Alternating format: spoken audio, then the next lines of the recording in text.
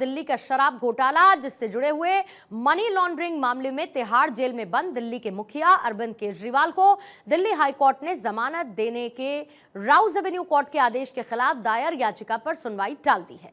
यानी कि अब अगली सुनवाई होगी 7 अगस्त को, यह है खबर।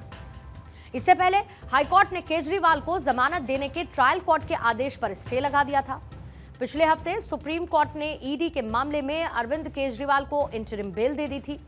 हालांकि केजरीवाल अभी भी जेल में बंद हैं और इसी बीच केजरीवाल की जेल में वेट लॉस पॉलिटिक्स पर घमासान मचा है। तिहाड़ जेल में अरविंद केजरीवाल के वजन और उनकी सेहत को लेकर वार पलटवार जारी है। आम आदमी पार्टी से राज्यसभा सांसद संजय सिंह ने प्रेस कॉन्फ्रेंस करके आरोप लगाया कि केंद्र सरकार अरविंद केजरीवाल को गंभीर बीमारी से पीड़ित करने की साजिश रच रही है। उन्होंने दावा यह किया कि तिहाड़ जेल में बंद दिल्ली के सीएम केजरीवाल का वजन गिरफ्तारी के बाद से 8.5 किलो घट गया है। केजरीवाल का शुगर लेवल काफी नीचे चला गया था और ऐसे में केजरीवाल के कोमा में जाने का खतरा है, ब्रेन डैमेज होने का खतरा है और केजरीवाल को जेल में मारने की साजिश रची जा रही है। आप ये साबित कर रहे हैं कि आप अरविंद केजरीवाल की जिंदगी के साथ खिलवाड़ कर रहे हैं, उनके जीवन के लिए, उनके जीवन के साथ खिलवाड़ करने के लिए गहरी साजिश रच रहे हैं। ये इस बात का हिस्सा है क्योंकि मुख्यमंत्री तो छोड़िए, किसी भी मरीज की मेडिकल रिपोर्ट जेल प्रशासन सार्वजनिक नहीं कर सकता जेल नियमों और कानून के मुताबिक। तो पहली बात तो इस पे कार्रवाई होनी चाहिए। दूसरी बात, चलो अपराध किया, चलो आपने जारी कर दिया मेडिकल रिपोर्ट, मैं तो कहता हूं हमारे हक में अच्छा हुआ, लोग जानेंगे तो देश के लोग। ये है मेडिकल रिपोर्ट जिसमें एम्स के डॉक्टरों ने जांच की अरविंद केजरीवाल की और उस एम्स के डॉक्टरों की टीम ने बताया कि उनको वेट लॉस की भी समस्या है, यानी कि उनका वजन कम हो रहा है, और दूसरा हाइपोग्लाइसीमिया की कई बार उनके साथ घटना हुई है। उनका वजन, हाइपोग्लाइसीमिया के वो शिकार हैं, उनका वजन 50 से उनका शुगर लेवल 50 से नीचे 5 बार आया है। ये कोई सामान्य बात नहीं है, ये कोई सामान्य घटना नहीं है। तो आपने संजय सिंह को सुना, जो एक से बढ़कर एक संगीन आरोप लगा रहे हैं और ये कह रहे हैं कि केजरीवाल की जान को खतरा है, तिहाड़ जेल में खतरा है। आप सोचिए, वही तिहाड़ जो दिल्ली सरकार के अंडर आती है, लेकिन तिहाड़ में उनकी सेहत और सुरक्षा को लेकर सवाल उठाना क्या सही है, यह भी समझना होगा। इसी बीच तिहाड़ जेल प्रशासन ने आम आदमी पार्टी के दावों को खारिज करते हुए अरविंद केजरीवाल का हेल्थ अपडेट जारी किया है। अरविंद केजरीवाल का वजन 1 अप्रैल को 65 किलो था, जिस दिन वो तिहाड़ की सेंट्रल जेल नंबर 2 में दाखिल हुए थे। जब सुप्रीम कोर्ट से राहत के बाद 10 मई को उन्हें जमानत दी गई तो उनका वजन 64 किलो था।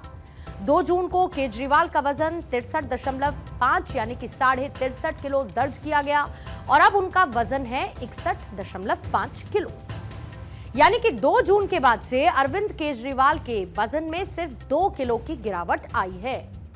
केजरीवाल के वजन में कमी आने की वजह कम मात्रा में भोजन या फिर कम कैलोरी सेवन हो सकता है। तिहाड़ जेल प्रशासन का आरोप यह है कि केजरीवाल घर का खाना लौटा रहे हैं। अरविंद केजरीवाल को सेंट्रल जेल के बैरक नंबर 2 में 24 घंटे सीनियर मेडिकल टीम की मॉनिटरिंग में रखा गया है और इसके साथ ही उनके स्वास्थ्य की रूटीन निगरानी की जा रही है। रोज जांच भी हो रही है। तिहाड़ जेल के मेडिकल स्पेशलिस्ट डॉक्टर ने जो जरूरी दवाएं लिखी, वो सभी दवाइयां भी दी जा रही हैं।